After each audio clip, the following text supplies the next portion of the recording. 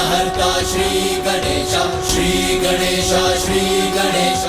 यदि निश्चल भक्ति से प्रभु की आराधना करते तो आपको स्वतः ही भोलेनाथ का सानिध्य प्राप्त होता और स्वयं को सुरक्षित रखने हेतु और आपको प्रभु के आत्मलिंग की आवश्यकता ही नहीं होती। प्रभु के छठे अवतार थे प्रभु शरभ, जिन्होंने ये सीख दी कि विजय प्राप्ति के उपरांत अहंकार के वश में आकर स्वयं पर नियंत्रण नहीं खोना चाहिए। किंतु आपने तो प्रभु के आत्मलिंग को प्राप्त करने पर भी अपने अहंकार से मुक्त नहीं हुए और प्रभु महादेव से कैलाश का ही त्याग करवाने का संकल्प ले लिया। तो मैंने क्या बुरा किया गौरी पुत्र?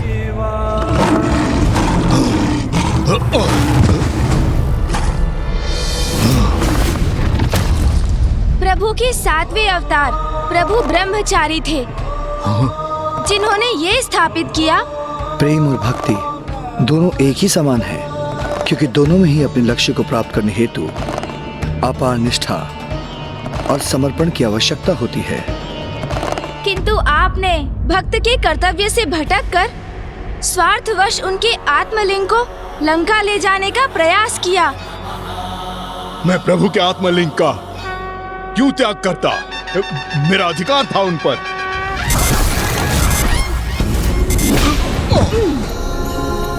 अधिकार? कैसा अधिकार लंकेश? कदाचित आपको प्रभु के आठवें अवतार प्रभु सुनट नर्तक की कथा से प्राप्त सीख का स्मरण नहीं हुआ? भले ही मैं तुम्हें याद नहीं लौटा रहा हूँ, तो अधिक समय तक इसे अपने पास नहीं रख सकोगे। समय आने पर ये अपने उचित स्थान पर लौट जाएंगे। जो तुम्हारा है ही नहीं, वो तुम्हारा कैसे हो सकता है? किंतु आपने तो समस्त मर्यादाओं का ही परित्याग कर दिया। प्रभु के आशीर्वाद को भी अपना अधिकार मान बैठे आप।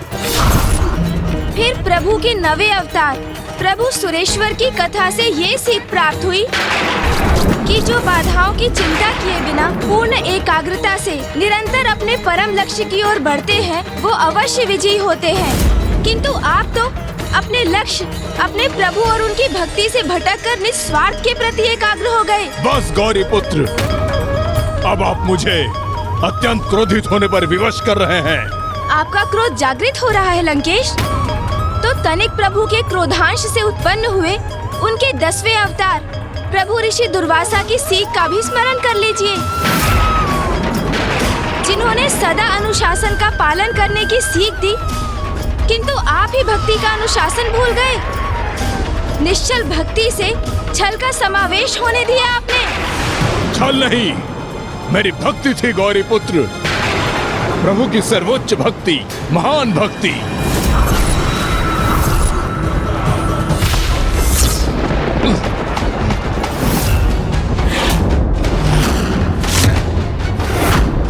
प्रभु के 11वें अवतार प्रभु अवधूत की सीख का स्मरण हुआ आपको?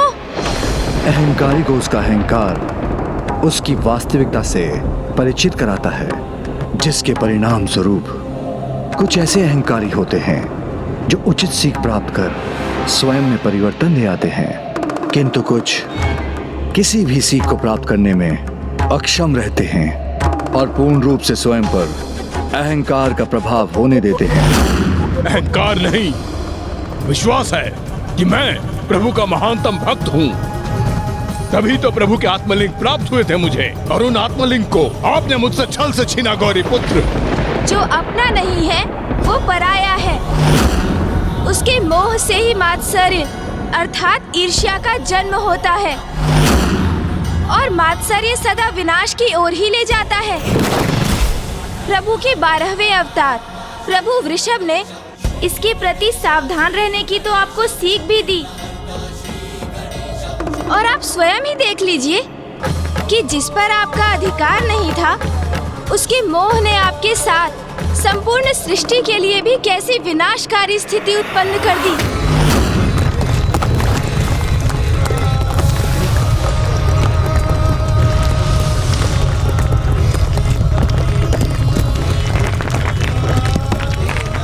प्रभु के आत्मलिंग पर आए नहीं, मेरे हैं वो।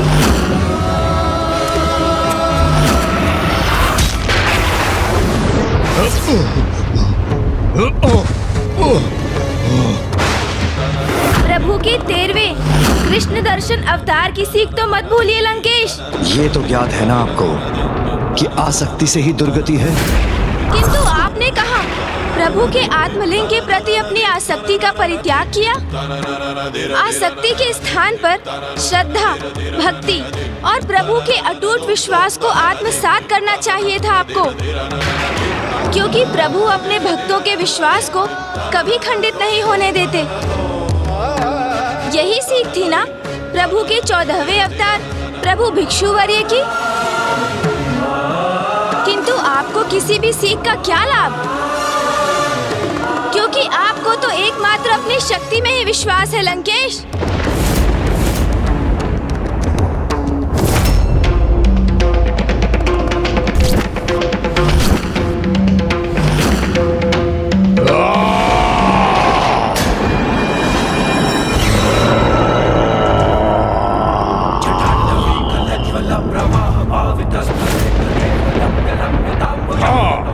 अवश्य है, क्योंकि शक्ति संपन्न हूँ मैं, अपार शक्ति है मुझ में, और उसका प्रयोग कब और कैसे करना है ये भी ज्ञात है मुझे। ये आपकी शक्ति नहीं, आपका अभिमान है लंकेश।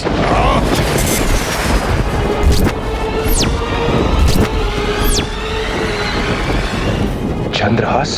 ये क्या? दशानन ने तो महादेव द्वारा दिए गए चंद्रहास को ही उनके पुत्र के समक्ष प्रकट कर लिया। नहीं लंकेश, अब और भूल मत कीजिए।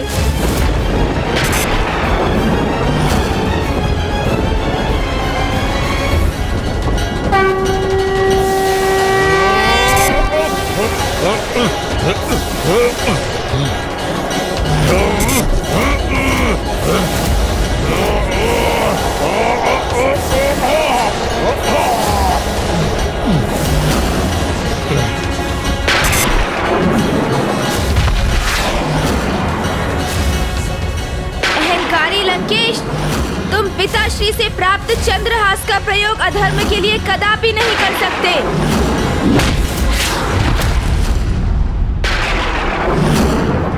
प्रभु के 15वें अवतार प्रभु यक्ष की सीख का स्मरण कीजिए।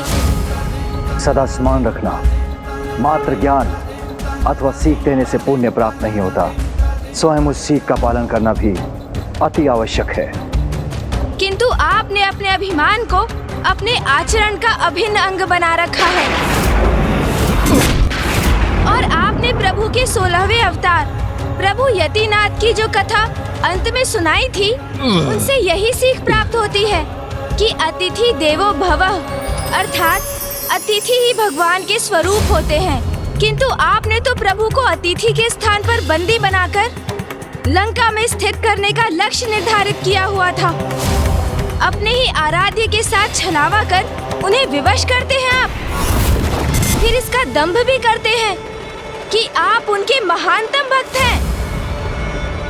आप जैसे मिथ्या भक्ति करने वालों को ही भक्ति का वास्तविक मर्म सिखाने हेतु प्रभु महादेव अपना अगला अवतार लेने वाले हैं।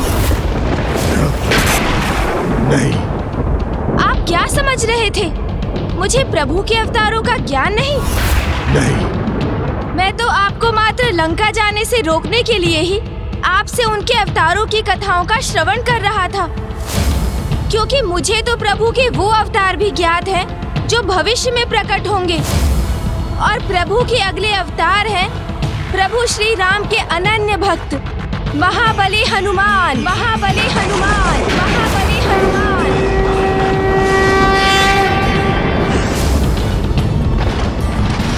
वो महाभक्त प्रभु हनुमान जो अपने वक्ष में अपने आराध्य को धारण कर हमें ये सीख प्रदान करने वाले हैं कि भक्त के कण कण में प्रभु का वास होता है, और जो भक्त अपने शरीर को ही प्रभु का मंदिर मान लेते हैं वो तो स्वयं भगवान बन जाते हैं। कदाचित उनकी भक्ति देखकर आपको निश्चल भक्ति का महत्व समझ में आएगा, और फिर प्रभु द्वापर युग में काल, क्रोध और यम के अंश अर्थात गुरु द्रोणाचार्य के पुत्र महायोद्धा अश्वत्थामा के रूप में अवतार लेकर जगत को ये सीख देंगे कि प्रतिशोध की भावना से व्यक्ति दूसरे का ही नहीं स्वयं अपना भी विनाश निर्धारित कर लेता है। और प्रभु के 19वें अवतार होंगे प्रभु किरात, जो एक बनवासी के रूप में धर्मपरायण योद्धा पांडु पुत्र अर्जुन की परीक्षा लेने के उपरांत उन्हें पशुपति अस्त्र प्रदान करेंगे और संसार को ये सीख देंगे कि वास्तविक योद्धा वो होता है जो अपने पराक्रम से युद्ध भूमि में विजय तो प्राप्त करता ही है, प्रभु के हृदय में भी अपना स्थान बनाने में सफल होता है। और एक परम भक्त योद्धा का आचरण आपके सर्वथा विपरीत होता है, क्योंकि आपने तो तपस्या के माध्यम से भी अपनी स्वार्थ की पूर्ति हेतु अपने भगवान से भी छल किया।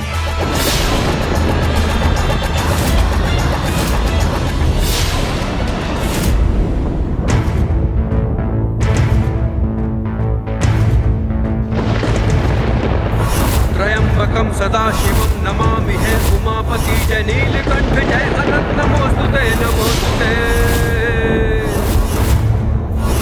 हो भोलेनाथ भक्त के हो कष्ट से निवारते, ये सृष्टि सारी संकटों से जिद ही है उबारते। यदि अभी भी आपने स्वयं को नहीं सुधारा लंकेश, तो प्रभु महादेव के अगले 3 अवतारों में से एक प्रभु हनुमान आपको उचित सीख अवश्य देंगे। तब उनका आगमन आपके विनाश का संकेत होगा और उसी दिवस से आपका सर्वनाश आरंभ हो जाएगा।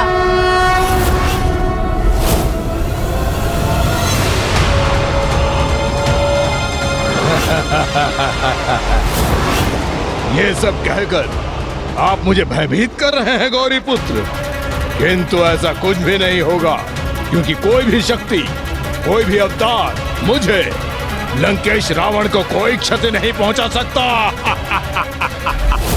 ये दशानन तो अपनी हट पर अड़ा है। अब प्रथम पूज्य गणेश जी दशानन के साथ कैसा व्यवहार करेंगे?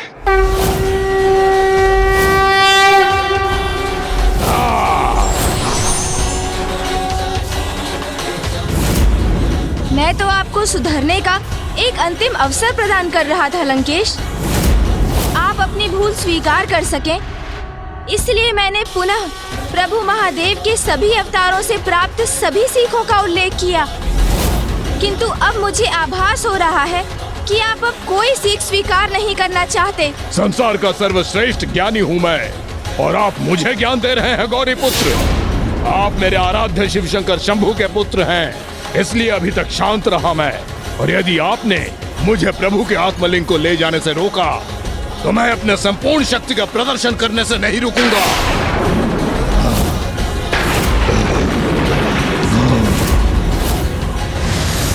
ये लंकेश तो सुधरने के स्थान पर पुनः अपने विनाश को आमंत्रित कर रहा है। सर्वश्रेष्ठ ज्ञानी के लिए भी ये कथन सर्वथा उपयुक्त है। विनाश काले विपरीत बुद्धि।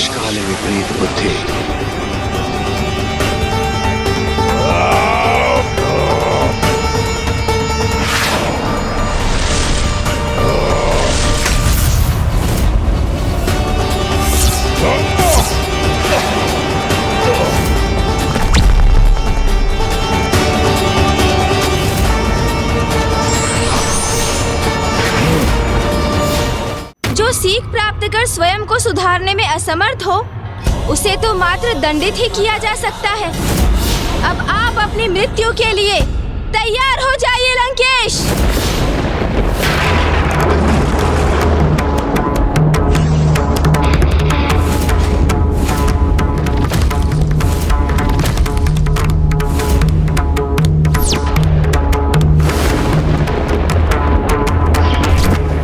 गौरी पुत्र प्रथम पूज्य गणेश जी ने दशानन का संहार कर दिया, तो प्रभु श्री हरि नारायण के श्री राम अवतार लेने का कोई कारण ही शेष नहीं रहेगा।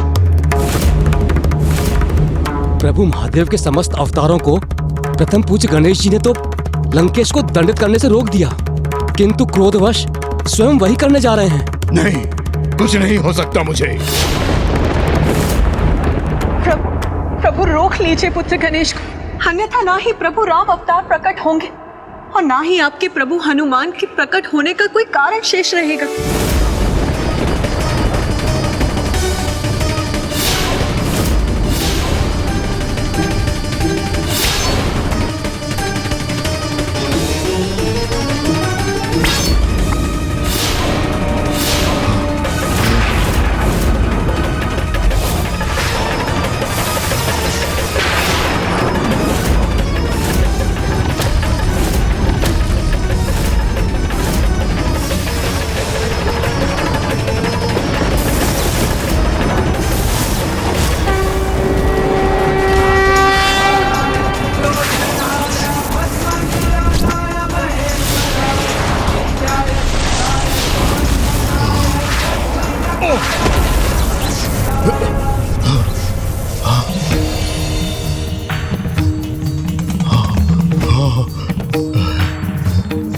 मुझे ज्ञात था मेरे प्रभु शिव शंकर शंभू अवश्य मेरी रक्षा करेंगे। पिताश्री ने अपने त्रिशूल से मेरे वार को क्यों निरस्त कर दिया?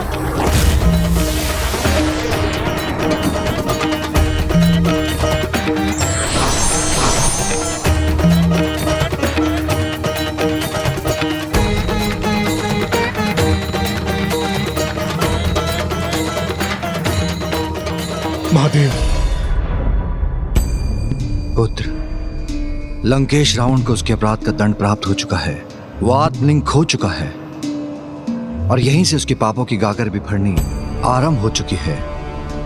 किंतु हमें अभी भी उसे एक भूल सुधारने का अवसर प्रदान करना चाहिए। जैसी आपकी आज्ञा पिताश्री।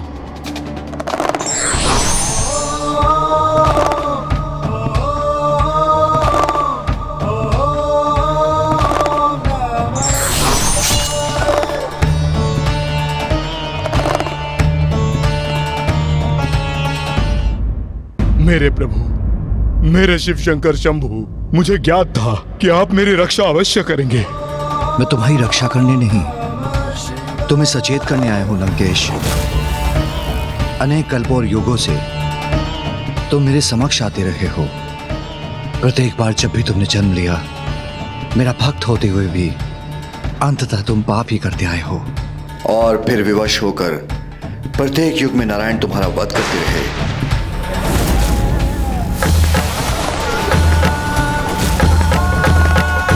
प्रत्येक जन्म में तुमसे एक ही आशा रही है कि इस जन्म में तुम अवश्य सुधर जाओगे, किंतु तुमने मुझे सदा निराश ही किया है लंकेश।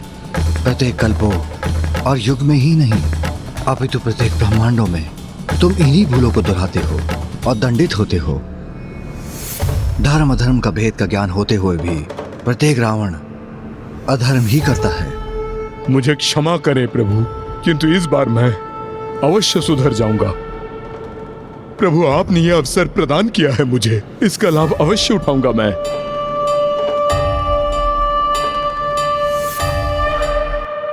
हे गौरी पुत्र, मुझे प्रत्येक भूल की क्षमा दीजिए।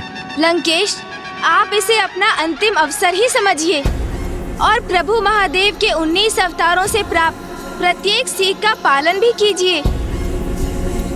अन्यथा आप स्वयं अपने विनाश को आमंत्रित करेंगे।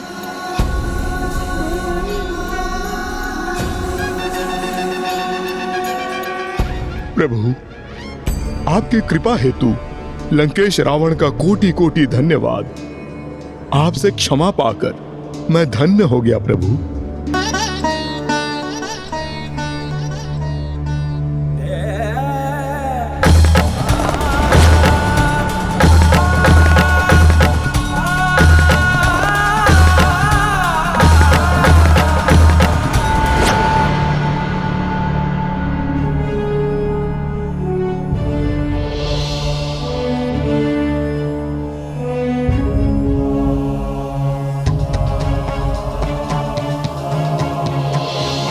सिन्दूरवर्णं द्विभुजं गणेशं लम्बोदरं पद्मदले निविष्टं ब्रह्मादिदेवैः परिसेव्यमानं सिद्धैर्युतं तं प्रणमामि देवं।